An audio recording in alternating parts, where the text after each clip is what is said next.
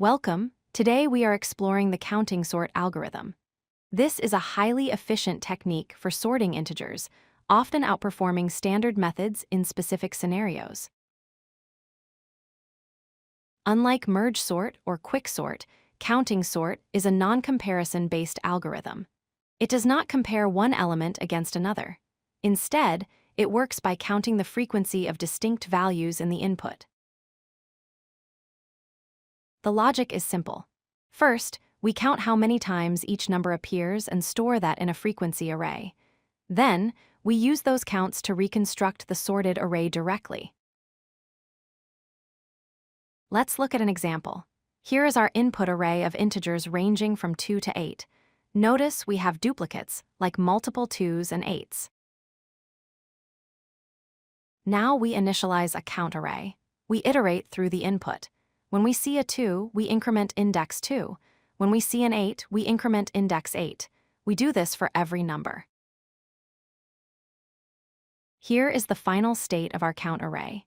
Index 2 holds the value 3 because there were 3 2s. Index 5 holds 2 because there were 2 5s, and so on.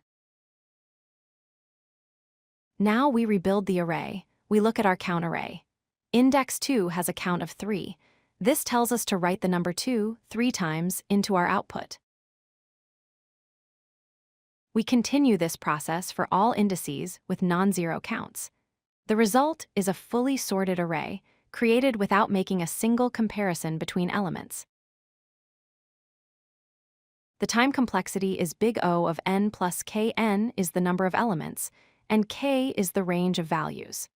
If k is close to n, this algorithm runs in linear time, which is incredibly fast. The advantages are speed and stability. However, the limitation is memory. It requires extra space proportional to the range of data, so it is not suitable if your numbers range from 1 to a billion. In summary, use counting sort for sorting integers with a small, known range.